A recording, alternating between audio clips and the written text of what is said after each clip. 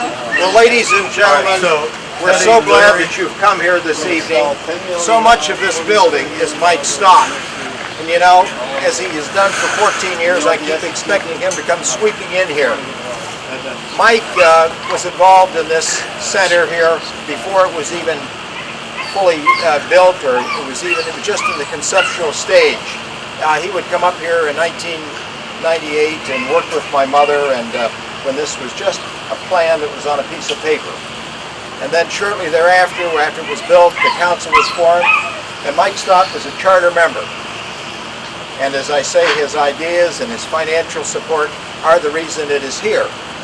He also, his infectious personality, everyone was engaged with this man. When he would come in, no matter what our crises were or what our problems were, he was able to cheer us up. And as his family knows, Tim and David are here, and his wonderful wife Allison. And we feel that we know Allison because, unlike a lot of race drivers who come up here and tell us about the times they were doing their Lotus or their Cobras, he would talk lovingly about his wife and children. And he was so proud of his family. And I am so glad that they have come up here. But we felt that he was such a good friend of everyone here in Watkins, and particularly my mother. My mother was so touched with Mike because Mike had put a granite stone here to remember Mike Jr. And my mother said, you know, every time I come in, Mike, when I see that stone, I say a prayer. Well, he immediately embraced my mother, and he said, well, I say a Hail Mary. So my mother says a Hail Mary every time she comes in. And so we thought it was so appropriate. In June, we knew that Mike was ill, and the board just was hoping he could come up for one last time. And we wanted to do something for him. We really couldn't do anything other than pray. And so we put a stone here that is near his son Michael's stone. And Archie is going to unveil that. Michael A. Stott, founding member, IMRRC, recognizing his 14 years of valued leadership, June 2012. And Mike, this is the least we could do for you, but we love you and we remember you, and we are still in the shock that you're not coming in tonight, as you have done so many years in the past. You're here. Allison. Thank you. Oh!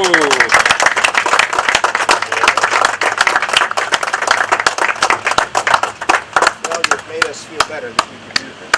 Thank you so much. Don't make fun of it. And now we'll adjourn inside and feed you and give you a couple of pops. And if anyone else cares to speak, but I was thinking from the podium a little bit later on, we're going to remember Michael, and anyone who wants to speak now, certainly feel free. You know, the one thing, he was, like you said, I think he was a magnet that attracted the people that wanted to work. He did. And God bless him. I mean, he would self-starter and get you, even if you didn't want to go in 15 seconds you wanted to help, you wanted to work. Well, he was so full of enthusiasm. He had the energy that beamed out and got us all involved. He really did. Yes, Even the little kids. You know, I'm the little kid guy. But it is hard. He was a little kid guy. Amen. There she is. Oh, Marilyn. But thank you so much. Thank you. God bless y'all. Nice presentation. Coming back to take care of 2016, 2000, and in the past, and then Congress has always figured out a way to accommodate. And then they said, Rodney came in and said, wow, man. I said, oh, yeah. Nice. I'm wearing my appropriate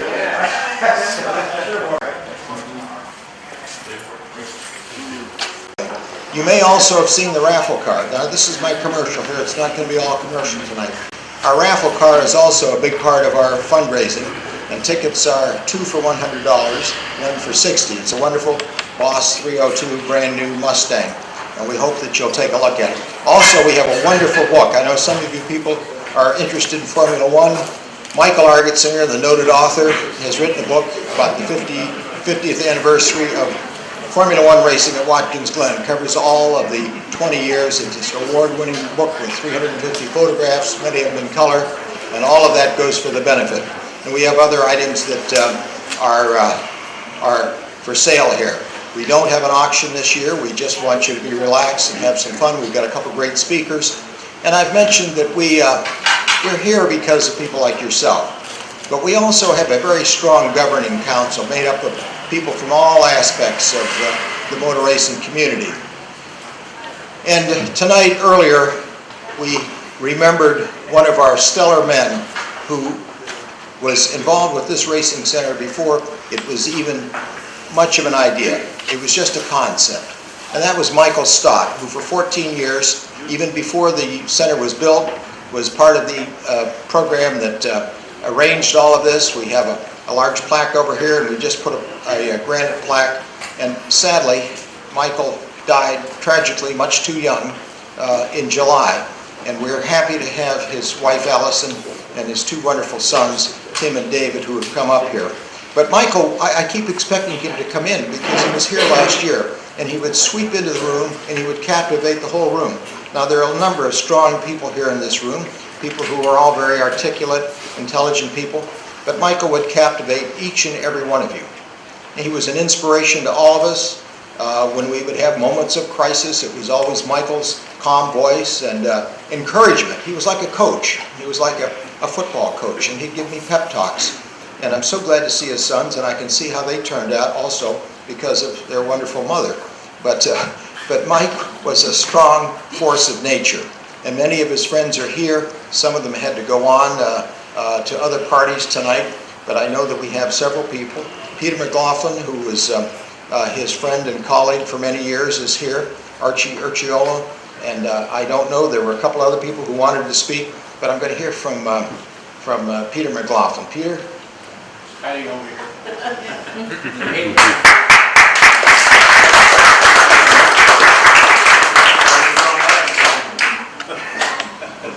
No comment, Michael.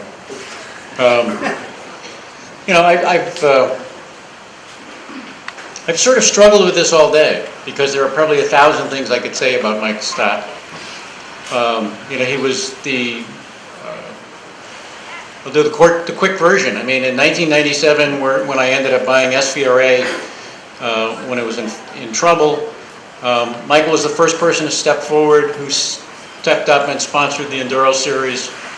And later on in 1997, I ended up in the building next door at a fundraiser. I think it was maybe one of the first fundraisers done by the center. And the short version of the story is, I was given by the then general manager of SVRA a $1,500 check to make to this contribution, and they gave us steak and wine and champagne. And Mike and I and John Harden is in the room. We're sitting at the table with Henry Payne, who's no longer with us, and Sid Silverman, and maybe one other person, and some guy from ICPOD Watch. Not trying to be offensive to ICPOD Watch. I hadn't heard of them before, and I haven't heard of them since. Stood up and gave Gene and Michael Argentsinger a check for $10,000. And I pulled the $1,500 check out, and I showed it to Mike, and I said, "This looks a little weak for what they're trying to accomplish here by raising $1 million." Mike ripped it up. He said, we can raise 25 grand at this table, and then we can see who else we can hit up at the track this weekend. We raised $57,000, I think, that weekend. We raised 25 at the table among us. There are two SVRA squares on the floor, which cost about 50 grand each. Mike was his attitude was, how do we do this? Let's do this. You know, Mike went from being a vintage racer and a sponsor to really a very good friend. I mean, we would talk 2 or 3 times a week, sometimes 2 or 3 times a day. Since he passed away, I bet there about 3 times a day, I either see something on the Financial Network, or I see something on CNN, or I pass something, or something happens, and I want to go call him. And you know, what JC said, he became a mentor and sort of a power of example. And the things I remember most about Mike is Mike could get out of his race car and he could be pissed off about how the car was running or something. He'd yell at Brian Donovan or he'd yell at Ted Wins. And he'd go take his driver's suit out and he'd get a bottle of water and then he'd start making jokes. I never heard him badmouth anybody. I never heard him hold a grudge. And I'm going to share one last story, and anybody wants to spend another hour talking about Mike, I'll be happy to. What was most important to Michael, he was a very strong financial success. He was a very strong member of his community. What was number one to Michael was his family. Allison was number one. The kids were 1A. And that's what he was most proud of. He and I, because I have 3 kids, I mean, he was always giving me the advice, because my kids are younger than his kids, about, ignore this, concentrate on that. And he always, the first thing I'd call him, he'd say, how's Jake? How's Katie? What's Andy doing? And he cared. I mean, and what I remember is the friendship, and his values and his family. But I have to share this at the beginning of his funeral mass. I was waiting in line for the men's room behind a guy, and some guy came out of the men's room, and the guy looked at the guy in front of me and said, wow, you must have driven a long way to get here. I didn't expect to see you here. And the guy said, hey man, it's Mike. He gave me my first job in the brokerage industry. I couldn't not come. And that's what was important about Mike. He always was looking to help somebody. He did it here, he did it at SVRA. I think he did it everywhere he went. And Allison, if there's anything any of us can do for you, let us know. We love Mike, and we love you and the family. And I'm just grateful to have known him. Thanks. Thank you. Thank you.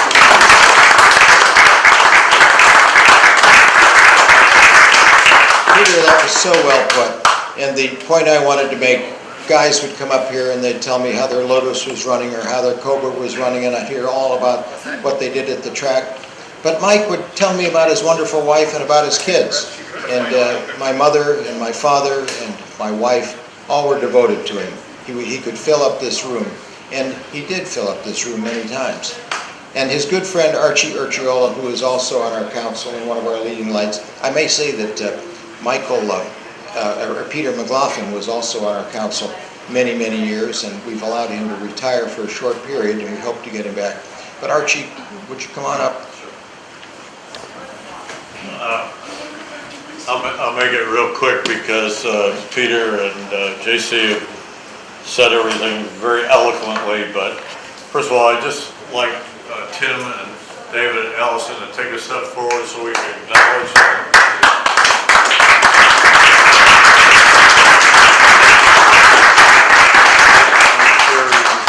Folks know who these wonderful people are. I just quickly wrote down some words that I associated with Mike's style.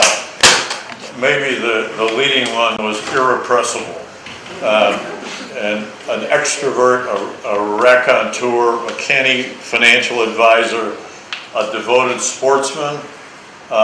He was great to the center here. He was very proud and involved with the Southern Vermont Arts Center, but as the folks before me have said, a great family man, a son, husband to Allison, father to Tim and Dave and their siblings, and great father and grandfather. So we can't say much more about Mike except that we'll miss him terribly, as I know you all do. And he'll always be with us in spirit as long as this place and vintage racing exists. So thank you.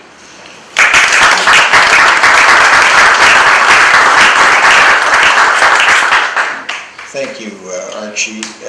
I now want to introduce, we've got a lot of mics here, Michael Printup, a man who gives us a lot of credibility, and although you'll notice he's a little younger than I am, I consider him a mentor. He has just been so excellent for WGI, and he's been excellent for this entire community, and he's been a big, big friend of this racing center. Michael Printup. Wow.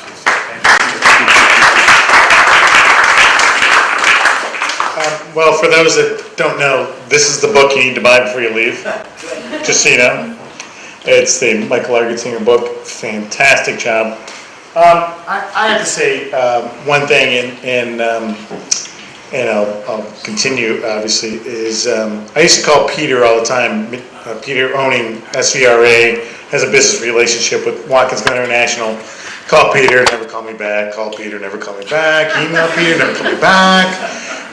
This went on for years, maybe literally days, but I come to find out that after Peter and I would catch up with each other, and he would tell me about, I talked to Michael Stott 3-4 times a day, and I'm like, all right, I get it.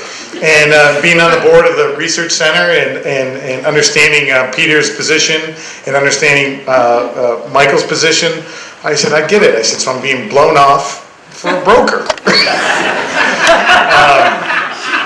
A good broker. A good broker. But anyways, I am glad that I got to know Michael for a short period of time, being here a couple of years. So God bless the family and Godspeed. So. But anyways, I'm glad that you all showed up tonight. I mean, this is a great research center. I'm not kidding about the book. It's a really great thing. I mean, and it's full of pictures, so it's good reading for me because I didn't pass that too many grades. But it's a lot of fun. Just have a great time this evening. And you know, we all know about the Argetsinger family, and John Saunders was just up here, who was the original president of ISC when we bought the track back in the 80s. And it was so fun to have John up here. We walked through we actually came up here, which he doesn't spend a lot of time up here because he's busy with all our facilities, and we came up here to see the facility and got to hang out, and he reminisced for a while. And this place, I mean, besides the plaques and the books and the research, and you just think about what happened downtown tonight, that doesn't happen anywhere. And I said it tonight, and I was being flipped, but I'm being serious. And I said tonight when I welcomed the crowd, and I said, Ringling Brothers has the greatest show on the earth. They think they did. The greatest show was right there Friday night, and that's what started in 1948. So, and you can't help but obviously thank the Argetsinger family for doing that, and that's phenomenal. So, hands off to you guys.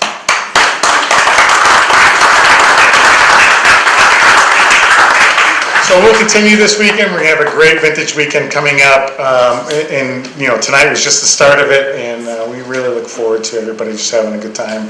Thank you for coming out this evening. We really appreciate everybody. The Stott family, God bless you.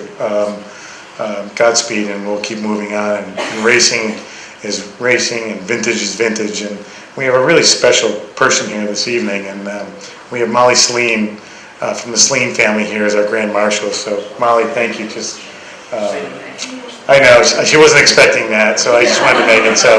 But Steve's daughter, she's intimately involved, and I will say one thing. And we had a good conversation. I guess I'm going to go on for one more minute. And I said, you know, I've known Lisa France Kennedy for a long time, which is Bill's daughter. And when she came out of college, she made her mark, and she knew what she wanted to do.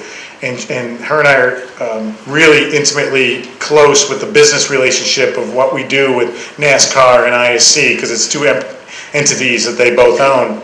And Lisa went on to a path of, I know what my dad's doing, but I want to do this better. And she's doing the same thing with Steve Sleen's family, and the daughter is taking it to the next level. And I told her today, really quietly, just her and I speaking, and I said, I can see it from the outside, being a business person, what she's doing with the marketing and the business approach. And I said, God bless you, because that's what Lisa France did. And if you look at the family relationships, it's just a great thing, and it's auto racing. And then she told me, she was like, well, I want to do something else. I'm racing a late model stock car because my dad never did. And Lisa was the same way. She always did everything her dad didn't do. So thank you, Molly, for coming out all the way from Southern California for us for this weekend. Thank the Research Center and book. Thank you, everybody. Thank you, JC.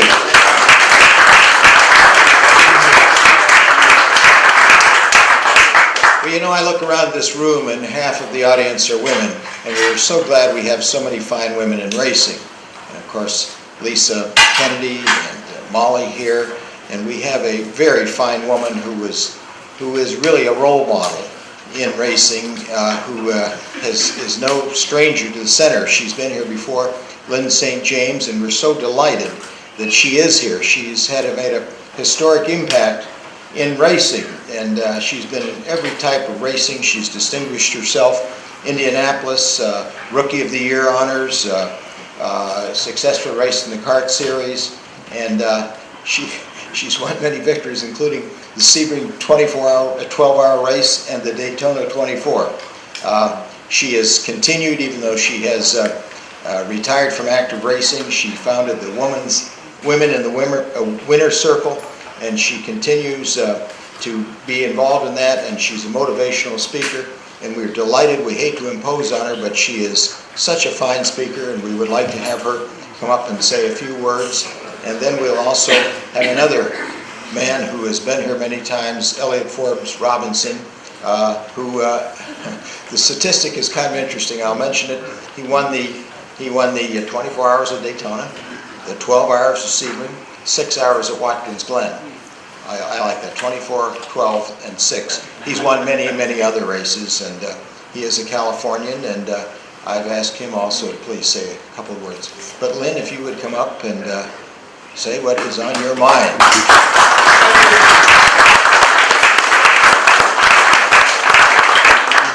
Thank you very much. Wow. JC, I didn't know you knew all that about me.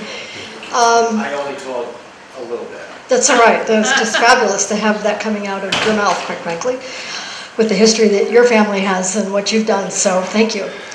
First of all, I have to apologize, sort of, for my apparel tonight. But I'll explain why I have a tiger on. I took a trip to Nepal this year to finally tried to do something completely different. No racing, no business, and I rode elephants every day in the jungle. I was not in the Himalayas, I was in the jungle. And on New Year's morning, with the 2 guides on the elephant, we tracked a tiger, and I saw a tiger in the jungle, in the live jungle. So I'm kind of on a tiger thing. And I bought this in town at the corner there where they're selling the t-shirts. And so I had to have it. And then I knew that I was going to be able to drive the reenactment instead of just waving the flag. So I got a chance to drive Tony, I don't remember Tony's last name, that's terrible, Tony's Corvette around this track. And you know, I've read about it, I've heard people talk about it, I waved the flags when I was here and saw the smiles on people's faces, and now I actually got to experience it myself. So I'm sort of on a high from all of that, if you haven't figured that out by now. So it really is interesting that there are a lot of women here, even though I have seen that over the years, but I think sometimes it isn't maybe recognized. But I also, while I was here, I'm going to tell you, I just went to Seneca Falls. And when I race here, I always, the airport, the racetrack, the hotel, and that's it. And you see a beautiful lake when it's a really good day, but the rest of it is, that's all you know. And I knew there were other things in this area, so I went to Seneca Falls, and I went to the National Women's Hall of Fame, and I also went to the Women's Historical Society that's there as part of the park. So I'm learning a lot about what women have done, the right to vote, some things that as a kid or a young person I took for granted or never paid attention to. And I'm really pleased that I never felt racing. I never wanted to feel like a woman in racing. I said I'm a race car driver, and I happen to be a woman. And yet I've now recognized that we have a history. When you have a history, you then start to feel much stronger about things, I think. And as you get older, you also think about things a little differently. So I just appreciate the fact that you all have allowed me, and I am no longer racing. I'm actually vintage racing now. I mean, I'm loving this. I'm racing a 1977 Chevron B39 Formula Atlantic car. So I'm really happy that I'm back in a race car every once in a while. And I'm really happy to see vintage racing growing, because it is a really important part, I think, of our sport. We appreciate the history. You can't make history up. When you have it, you need to celebrate it. And that's what these cars are doing. And they're not just in a museum someplace and sitting still. So it's an honor to be a part of it. And I will come back to Watkins Glen, Michael. And it was because you invited me. It wasn't just because I love to come to Watkins Glen anyway. I really felt like I offended you when I said that. But, I know the truth. But I love, I do love coming here. I would come, anyway.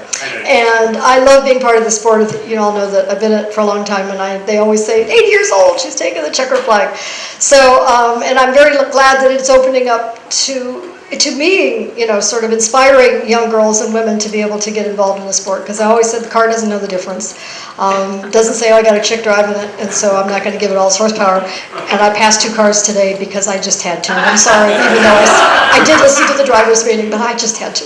And we are doing our 10th annual Women in the Winner's Circle Awards ceremony in Indianapolis this year on December 7th. I'll have some cards that I will be handing out, and if any of you would like to come and celebrate some of the past and the present and the future of women in racing, I'd love to have you come to Indianapolis and see what we do. So it's an honor to be here. I have to tell you, listening to the wonderful words that you said about somebody that I've never met, is that I hope you express those things to that person while he was still alive, because we say so many, we always wait sometimes, and it was a wonderful feeling, to hear those kind words. I've never met the family, but I hope that you also feel that warmth that was in this room, because it was really genuine. I could feel it even though I'd never met him, so thank you very much.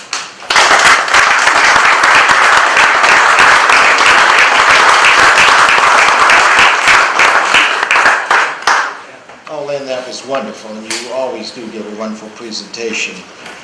There are initials that give you chills in politics. FDR.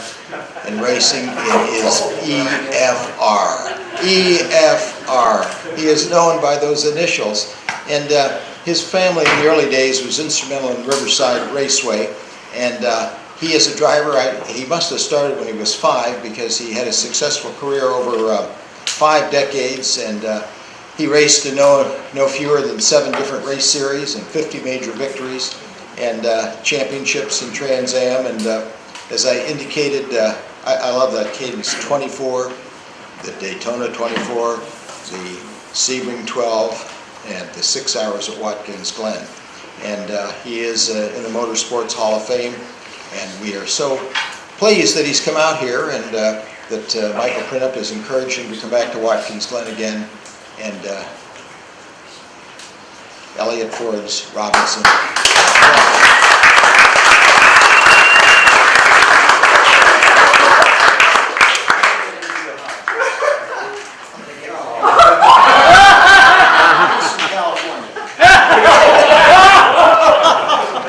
Yeah, it's the group, but it was from LA, not San Francisco.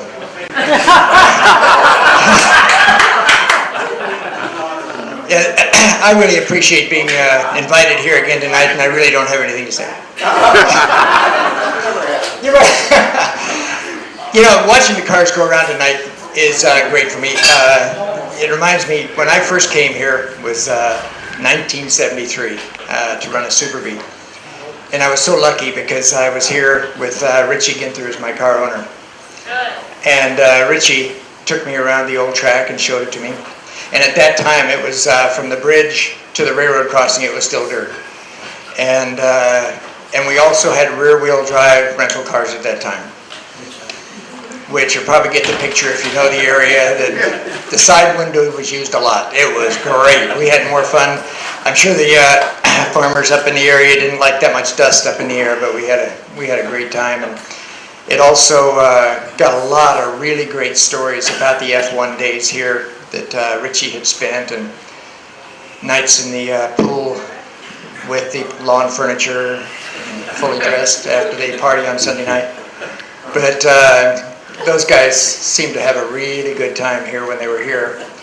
They took their racing seriously, but when it was over, they still had a good time. And back then, it's a funny thing because Formula One, we don't think about it now as it's such a big deal, and they have so many races. Back then, Formula One was actually a part-time job. You had to run sports cars, you had to run whatever your factory did. You ran endurance races, because you look back at Phil Hill and Richie and all those guys that ran Le Mans as well as all the races. You don't see that anymore, because everybody is really in a specific area, and that's what they do. So the stories they get from what they ran and what they won. They won a lot of the endurance races, the same guys that were the Formula One drivers at that time.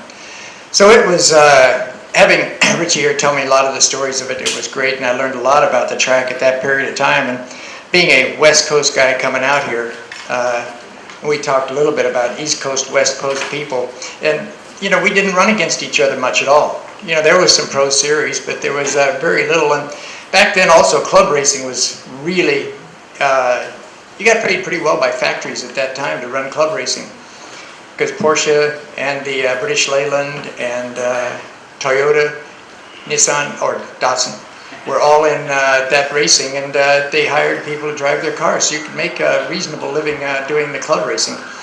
And but you didn't get around the country that way.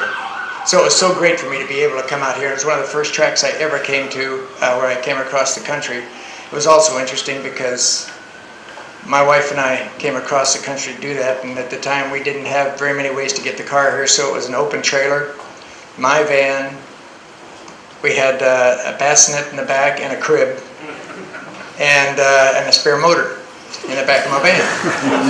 And that's the way we came across the country. And as it would happen, we were able to average about 74 miles an hour or something, including stops. So, hey, well, you got away with that stuff back then. It wasn't too bad. Anyway, but we came back here, and it was a Formula 5000 weekend, and I was so excited about being here at Formula 5000, and I was lucky enough later to be able to drive Formula 5000 here, as well as Can-Am, and IMSA, and Trans Am, and World Challenge, and I don't know what else, and a lot of vintage races. And as Lynn said, vintage racing is something for me that has just been great.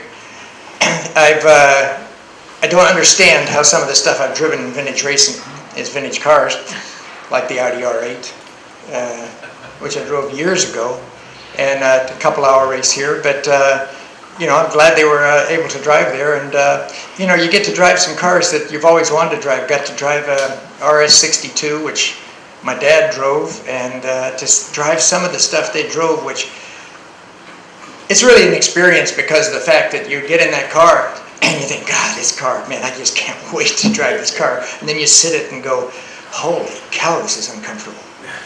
It sits you in a funny way. You're way too above the steering wheel. You're sitting straight up and down. It's just an uncomfortable car. Fortunately, it made such a great sound, and they were running bean oil in it, and I was in heaven. Man, the smell and the sound and everything, that's all I needed, and had a great time. So I've been able to do some of this stuff, and it's been great. But on this weekend, it's great to be here. This event tonight just blows me away because it is just something you'd never see anywhere in the country but a place like Watkins, Glen that has the history of a town that had a track going through it. And I'm so happy to be here, and I hope I get to come back. Thank you.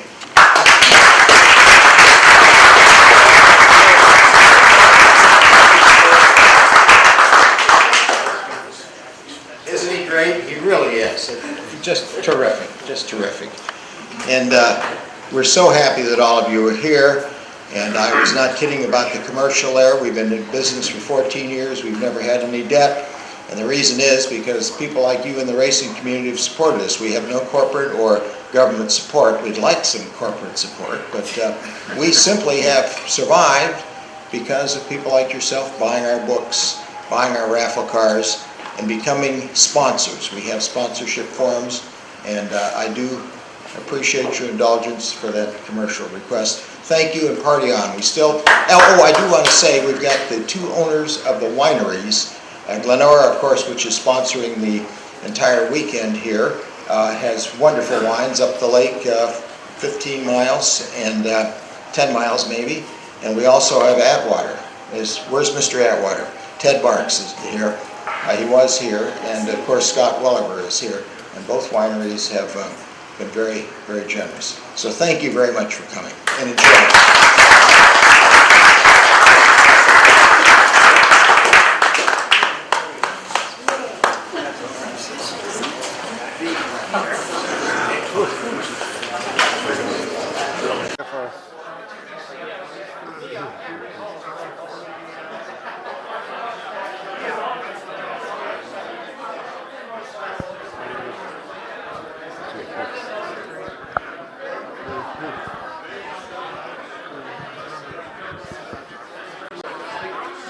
Hi, it's Bert Levy, and we're here with one of my favorite drivers, Elliott Forbes Robinson, a guy that not only allows more access than most drivers, he's always ready to talk about racing and the teams he's run with, but a guy really with family history of racing. You're what, second, third generation? Well, I'm second. My dad raced. Matter of fact, I didn't see a lot of his pro racing. He raced at Sebring. I never saw it. That was 56 and 57.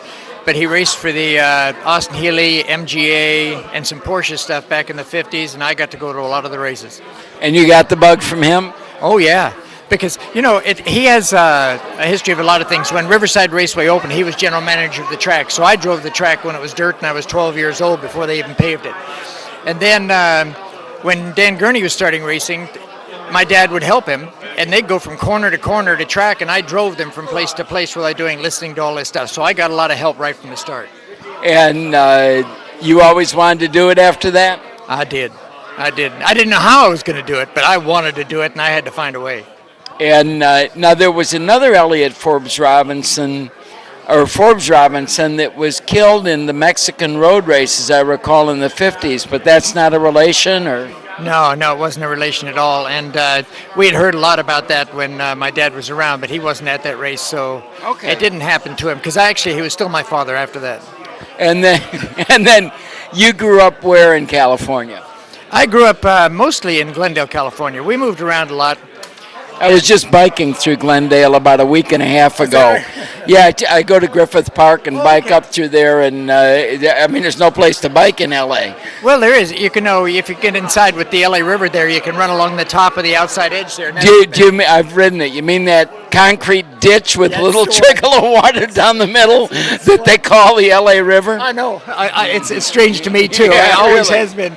But anyhow, let's get back to your career. What was your first race and your first race car? Well, my first race was at, that was at Las Vegas, Stardust Raceway, which no longer is there. And it was a scary race for me because I was in a 289 Cobra. Now wait, how did you start in a 289 Cobra? Well, I had gotten a 289 Cobra because I actually had a decent job at the time. And doing what? I was working at Technicolor Universal Studios. Oh, cool. And so I had the Cobra, and I had autocrossed it. And I had won most everything the year before in autocross and decided to go racing with it. I went to whole different discipline, though, isn't it? Oh, yeah, it is, but I loved the higher speed. And matter of fact, in driver's school, I was called in because I was scaring the other students. But because I was sliding it around and everything because I was really comfortable. We knew how to do it. Yeah, and then I went to my first race and qualified on the pole in ABC Production A sedan, and they were standing starts. And so, it was, I was so nervous. I had to go find Richie Ginther because he was a good friend of my dad and say, what now? God, I was just scared to death. But it all worked out. I ended up winning the race. And the next race was at Willow Springs and had a great race with Don Wester in the 904. Sure. And they had stuck the 904 up into AP because they didn't know what to do with it. On the right track, it was a killer car, but there were hardly any right tracks. No, that's true. And I was in B production, so we had a heck of a race. And I'm sure if he knew exactly how good I was, how much time I'd spent in the car, he probably wouldn't have been so relaxed in his car. But we had a great race, and it was good. And I finished second behind him. And then I ran that 1 year, and then I was just blessed that that was the last time I had my own car. Everything else was in somebody else's. And what was your first ride deal where someone said, hey, would you come drive for me? Well, I actually started a little differently than that. I knew a guy that had a Porsche 904, and he was also going to drive a B sedan 911 the next year. I stopped by his shop every day to tell him how hard that was going to be to jump from one car to the other. I don't know if he's going to be able to do it. First weekend he went out to... Now, were you trying to be nice or were you planting a seed? I was planting a seed. Yeah, I thought so. And so when he went out to the first race, he says, I can't drive both these cars. Why don't you drive this 911? And it worked out great because I ended up finishing third in the national championship that year at Daytona. We won the Sears Point 2.5 liter race. I was able to beat Peter Gregg, finished second at Laguna Seca, and then ended up... and that was the season that they were passing the 911 off as a sedan. As if anybody could really fit in the damn back seat. Well, the Alpha didn't have a really big back seat either at that time, but you're right. It seems to me it's in C production and B sedan both, and you go, yeah, okay. Yeah. I'll tell you, as an Alpha guy, we were not happy about that decision. But anyhow, hey Archie. So now you're running this guy's Porsche. What happened from there? Actually, Richie Ginther as well asked me that year, much later than the other driver, came up to ride a B production Porsche. And so I drove for Richie Ginther that year in B production, and then I went from there to the... Wasn't he already driving for Honda in F1 then, or was that the year before? No, this is after he'd quit racing. Okay. And he was running Milt Minner and Alan Johnson in two 911s in C production. Then he got the B production car, and because both of the cars ran the same race quite often, they couldn't drive the other cars, so I got to do it. And I got to do something that I'm really glad that I got to do is that he didn't have room for the car in the truck going to Santa Barbara. So he said, you got to drive it. I got to drive it on the street going up. We changed tires, took the muffler off, 1B production, put all the stuff, and my wife, and I drove it home. And so it was awesome to do that. And I remember Alan Johnson wrote a book that I still refer students to in driver's school, Guide to Competition Driving, which is as scientific an approach to analyzing a racetrack as I've ever read in my life. Yeah, he did an excellent book, and you know, Alan did a lot of club racing, and like that's not right. All right. I'm sorry. No, I was just trying to say because I was going to reference something I'd said earlier, and doesn't matter. That's what editing's for. You can. Alan Johnson drove the club racing, but in that time, club racing was a place that you ran. Well, there was no IMSA then. There was no. I mean, your only avenue was the SCCA. It was. And one of the things that has changed the sport so much today is that there are so many places you can go with your checkbook and your desire and find a group of like-minded people to race with. And of all the things that it's done, one of the things that it's done is really eroded the strength of the SCCA. For good, bad, and different. I mean, that's just what's happened. No, that's true, because people want to go do something else, and whether it's on show 'em stock tires like World Challenge, or whether it's going into Grand Am, or whether it's wherever they want to go. There's so many avenues. They can choose the car and find a place to race it. I just did a Viper Cup race at Road Atlanta earlier this year, which is like Spec Miata on steroids. Yeah, I drove 2 weeks ago at Monticello for Cindy. Yeah, isn't it? Oh, did you have the white car? No, I had the yellow car. Okay, well, I beat that car at Road Atlanta. It was about the only car I beat. But it's amazing how all these people come to each one of these groups and spend the money and go race and so forth. But let's go back to your career instead of talking about me like I always do. First big break into pros. Well, actually, that it's got to be when I ran that Trans Am and won it. That was big for me, and. But then I went back to club racing for quite a while because that's where it was. But where my deal came into pros is that, again, at Richie Ginther, he wanted to run a Super V. And so we got a Super V. And no, had you had any open wheeler experience? None. Or wings and slicks experience? No, there was no wings in the Super V. Oh, V that's real early. Yeah, and that was, it was like the second or third year of Super V. And Lola, Tui, what kind of chassis? Keep going. It's Zeitler. That's a rare one. Yeah, Argo, I could keep going. Yeah, no. So we got the Zeitler, and we put it together. I went out and ran a race at Vacaville, which is a little track.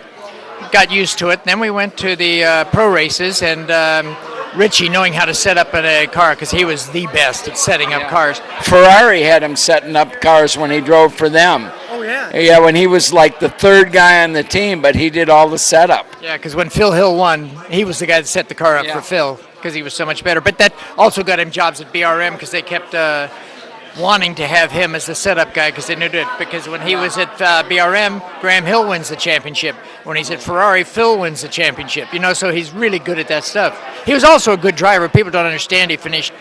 What was it? 1 year he finished. He won Honda's first Grand Prix, didn't he? And the first for Goodyear tires. Right. Mexico, 1962, 61, 61. Yeah, and he was actually an excellent driver because they, had some of the races. Sterling Moss's very best race. Everybody talks about Monaco racing against Richie Ginther, And that year, Richie was on the podium every single race and finished third in the championship. But he's just kind of a forgotten guy. And then he was a guy that was offered a contract renewal for Ferrari, from Ferrari, and he said, I don't think so. And it takes a lot of, not just bravery, a lot of self-confidence and a lot of self-direction to walk away from the team that's just dominated the championship. No, it's true, but he also quit racing at quite a young age because the politics just finally got to him. He didn't want to be in it. But getting back to the story with the Super V is that we took it out and we ran 3 races at the end of the pro season, and we won 2 of the 3 races. Wow. And so then we got a Lola 252 after that. Okay, who designed the 252, his first race car? I have no idea. John Barnard. Oh, is that right? Yeah, absolutely. Yeah. And something unusual on that car, if you look at it, the front A-arm is like this and the lower is like this, so the car actually gains caster as the suspension moves. I don't know if that's good or bad, but obviously he intended it. Yeah, well, it was a great car to drive. We won a lot of races with it. Yeah. We made some modifications with Trotman Barnes to that car, and the next year, well, 74, we won 8 of the 12 races. Wow. So, And you were champ that year? yeah, and that was my first championship. Stop bragging. And then let's talk a little bit. First of all, going from a fender car, a door slammer, to an open wheeler. First time I did it into Atlantic, I mean, it's not a big step in terms of skills, but up here it was a big step for me. It was a different sensation. Well, it is to see the wheels out there, and especially when you're in a little car where they're so tall. But And also, your eyes are only 18, 20 inches off the pavement. So what used to be little rises, all of a sudden are blind crests. oh, and that's true too. When I went to Mid-Ohio the first time, I was driving a Formula car, and instead of walking the track, I should have crawled it. Yeah. But I would go out and sit down on the pavement to see what I could see from there. with my eyes Because at I'd that walk up to a corner and go, oh, okay, I can come across here and see that over there. No, you But then once you're in the car, you can't not see there. it. That's exactly right. So I'd sit down on the track to see, because that was the height that I was. Matter of fact, my Super V, if you sat down on the ground next to me, you'd look down at me. Because I looked down at you today. Well, I know that, but that's because I'm standing in this hole and you're standing on a box. And then let's talk a little bit about how did you get into driving prototypes? And actually, let's do the prototypes first. How did that happen? The prototypes. Well, I think the first prototypes I drove. Oh wait, I'm missing your Trans Am championship. Yeah, well, I got the Trans Am. That was earlier, because that was '82 when I won in the Huffaker car. And That was the yellow Pontiac? no, it was actually white at the time, and it was yellow the following year with STP. But we had Mecum on it the year before, and that's the year I was teammated with Steve Saleen, '82, when he was still with General Motors cars instead of Ford. Yeah. But anyway, He tends to go where the checks are. yeah, and which isn't a bad idea. Oh, hey, somebody's got to pay for the gas and oil. So anyway, I ran the Trans Am, and we were lucky enough to win the championship that year. Then come back the next year, and our car was a little bit Behind the Riley cars, yeah. Yeah, so we had some work to do, and then Although the Huffaker cars are so beautifully simple. Oh, they were. Wonder and beautifully built. Yeah, and then they got changed the car a bit, and Lobenberg got into it, and then I got into the Buick. And I won a few races in the Buick, and but we ran a V6 in that car, which was really strange for the series. Yeah, they gave you weight brakes, as I recall, and yet at any track with any kind of straightaway, it wasn't enough. No, but even then we were still one of the fastest cars at Brainerd with it. Yeah. But the thing about it is they kept putting weight on us. Yeah. And when we quit the series, they took 300 pounds off the V6 after we left. Really? Yeah. The next year. Well, I remember Tommy in one of those, Tommy Riggins in one of those in the Kelly Challenge, and he got it working pretty good. Oh, we had our car working great because we won Detroit, we won Sears Point, we won, a few races with the car. But it was a tough way to go. There's no doubt about it. And so now up to this point, you've driven Super Vs, you've driven production cars, you've driven in the Trans Am. Up to this point, what's your favorite? What's the car that gave you the most pleasure? Well, actually, we left something out of there because in the 77 through 80, I drove Can-Am. Oh, that's right. Yeah, so I drove that, and And we finished pretty well in the championship, won quite a few races running the Budweiser car for Paul Newman. Yeah. And so did that for quite a few years, and that worked out quite well, and I really loved that car, because that car, we were still on bias tires, and you could slide it around still. And then, you know, the radials kind of ruined all that. You couldn't slide Yeah, if you get the car sideways, you scrub off speed, you can't get back. And the car doesn't, how can I put it, doesn't melt into the pavement like a bias ply car. No, and they seemed to not work after that for a little while. You know, you had to do it. They did not like sliding. And so you ended up with cars that drive straight, because when they had a camera in one of the TV shows at Laguna Seca, it was Laguna Seca back then, and it was right off going looking. Still is. Yeah, looking up the straight, the cars would actually come into view, and you'd see the back of the car as it came across the track in the camera. Great stuff. That's the way you drove those cars. And so that was really a lot of fun. And then the Trans Am were just plain hot cars to drive. So. Yeah. You know, I like... And cars you could take a little bit more liberty with, as long as you didn't burn the tires off. Yeah. And then the other car we leave off in that mess, too, is the early 70s when I ran Formula Atlantic and ran the Canadian Series. And in what kind of chassis? Actually, we ran the Lola. And it was a narrow car, and it was we won some races with it, but it wasn't the best car at a lot of tracks. Favorite track out of Canada? That would have to be Tremblant. That's a great place. Yeah, I mean, I've had really good luck. At Trois-Rivières, I've won in Can-Am, I've won in World Challenge, I've won in the Trans Am, I've won in lots of stuff. But it's still got to say that I love the sweeping corners and everything at Tremblant. Yeah, it's a dramatic circuit and a beautiful area. Absolutely gorgeous. Yeah, the best. Absolutely the best. And with all the ski places, you can stay for real cheap in the summertime. Yeah. No, it is, and the village is still open, so you got lots of great restaurants. Oh, and everybody speaks French. It's like being. Yeah, it's I love it. Like being out of the country, you mean? And okay, so now we're up to. Are we up to prototype racing yet? We're getting up to the prototypes, and that's when I was asked to drive the Nissan.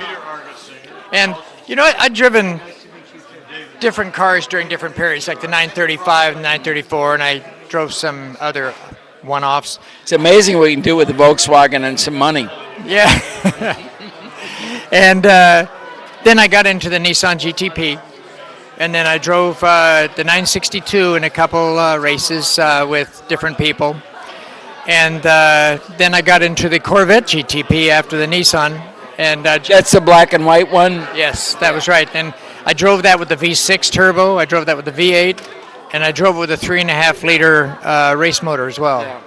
So we did a lot of different iterations. But then when they changed the rules in IMSA, and they didn't allow the 3.5-liter motor we'd been testing with, Chevrolet just shut down the program and said, you know what, we're not going to do it. Plus, that car had as I remember, history being a little bit of a nickel rocket. It would go out and go really fast. And then except for one race, I think at Road Atlanta, something would always seem to happen. Yeah, well, you know, the turbo was a pretty fragile piece, the V6 turbo. But when we put the V8 in it, it was just about as fast. But over the long run, it was faster. And so we keep tires under it because... And easier to drive. Oh, yeah, because the other would burn off the tires. It just came up on boost so suddenly and made so much horsepower. And quite often, you couldn't tell the difference between wheel spin and acceleration because it did accelerate really hard. And sometimes you're spinning the tires and burning them off, and you don't even know you're doing it. Yeah. And then let's fast forward a little bit because we're going on and on. Let's get, unless we're missing something really important, let's go forward to the Dyson era, because you became a lifer there. I did, and I was so lucky to be into that ride, and it came up by a real strange circumstance, but... Which was? Well, John Schneider, who I ran the Trans Am with and everything, wanted to run a prototype car at the 24-hour. And so I talked to Rob Dyson and said, you know, Rob, why don't we run a second car with you, John Schneider, and myself? Right. And John will, you know, help pay for some of this deal. And he says, I've never had anybody give me money to drive a car. I said, why don't you just think about it? And so anyway, he did John test the car, and John did a good job. And so he said, okay, we'll do this. And we'll put James Weaver, Andy Wallace, Butch Leitzinger, in the other car. And John Paul Jr. would help both cars. And so we went and did that, and we kind of... And you're like the second team, kind of. Oh, You're the absolutely. gentleman team. Oh yeah, we're just out there to just go out and run and have a good time. And this is 97. And then the other car broke. So Butch Leitzinger and John Paul Jr. came over to drive with me. And Rob didn't like to drive a bunch at night, so he didn't get in the car during the night. And John Schneider just drove one stint, and the rest of it was the other three of us, Butch and JP and myself. Come morning, we're leading. And so we're leading this race, and Weaver and Wallace come back from a good night's sleep and go, well, we want to drive. So they put them in it for one stint, and we won the race. Now, what happened after That's that? a lot of people on the podium. Oh yeah, and they stopped that afterwards. They said, no more 7 people. And then we went back and went to Sebring, and in the car, you cannot drive another car first and still get points in the other car. Right. It's the first car you get in. So 4 guys are out already because they drove the other car first. So now we've got Rob Deist and John Schneider in my car, but they didn't drive enough time to get points. So I'm the only guy that got points. I'm leading the championship. We get to Sebring, championship leader gets first pit point. So they put you back in. So, well, I was going to get that race and one more race in the car, but we went to Sebring and we did well. It was John Schneider, myself, and JP, and we finished 3rd. And they went, this is working, and they're getting pit selection. They go, well, why don't you just keep running with us? Yeah. And so that's how I ended up in the car. And you raced with Dyson for how many years? Quite a few. You raced with Dyson for how many years? About 5 years, because I went from 97 season through the 2001 season. And do I remember the race at Daytona where you're nursing the car around right as dawn is coming? That was 97, the first year. I mean, I was up in the press booth when that happened, and I mean, it was just, I could feel your pain. Yeah, well, you know, that was the one year we had a real issue with that is we were leading, and we made in the pit stop to try and fix it, didn't fix it, went back out, and lost the race by just about the time we spent in the pits. If we'd have just kept running, we might have won it. So you never know. But we did win it in 97 and 99. And let's talk a little bit about racing today. I know every once in a while, like this weekend, you go out and do a little more. Is the magic still there? Well, it is for me because I'm going fast enough to really have a good time. And running the 24-hour Daytona this year, we had some pretty good guys in the car, and I was able to be as quicker than anybody else in the car. So it's still working for me. And as long as it's going fast, when it starts to slow down, it's not going to be fun anymore. No. But it's great. What a career. And I can look in your eyes and see you still like it. I mean, you know, why is racing so addictive? Because it's frankly better than everyday life. Well, it's always a challenge. No matter what you're doing, it's always a challenge. And I think that if you really like challenges, boy, racing will give it to you. And also the sensation of going fast. There's almost a mystical solitude in it to me. And I don't know anything else like it. The time, the seconds seem so long, and yet the time goes like that. I don't know how else to describe it. No, that's true. But I think, I wouldn't say the going fast. I would say that what I really get enjoyment out of is when you do it right, and it all comes out right. You go into a corner, you get the gas on right, you come out with a lot of speed, and you got the power down, and you just go, wow, that was great, But just having everything work out, I think that I get the biggest enjoyment of everything going. And sometimes you don't even win that race, but you drove really well, and it's something you're proud of. Great sense of satisfaction. And my wife is going to have a great sense of satisfaction if I get her home soon. Elliot, always a pleasure. Thanks a lot. Amen.